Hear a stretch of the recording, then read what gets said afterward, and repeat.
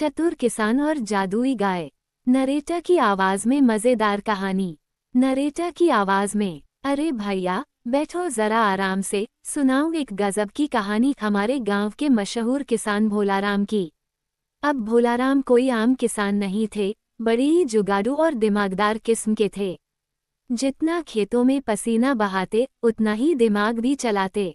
तो बात कुछ यूं है कि एक दिन भोलाराम अपने पुराने खटारा ट्रैक्टर को गुस्से में लात मारते हुए बोले, अबे इससे तो बैल ही अच्छे। तभी बगल के बाबा बोले, बेटा अगर असली कमाल देखना है तो पुराने कुएं के पास जो पीपल का पेड़ है वहां रात को जाना। किस्मत चमक भी सकती है और लात भी पड़ सकती है।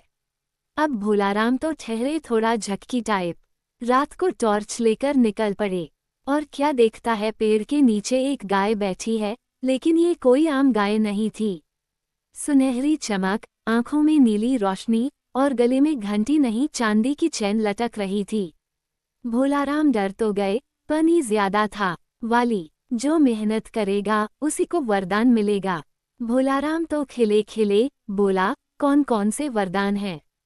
गाय बोली, सुबह उठकर खेत जोतेगा तो हर बार फसल दोगुनी होगी, लेकिन अगर आलस किया तो खेत में घास भी नहीं उगेगी।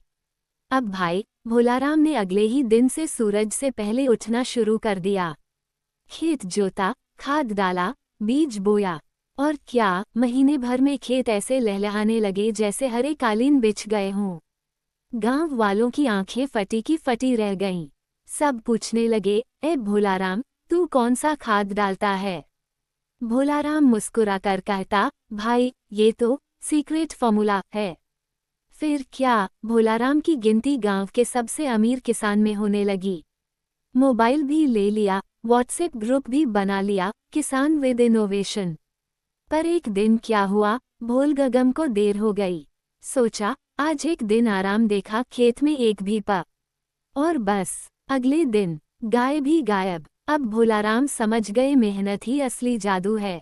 नरेटर की आवाज धीमी होती है। तो बच्चों, बूढ़ों, जवानों, इस कहानी से ये सीखो कि अगर मेहनत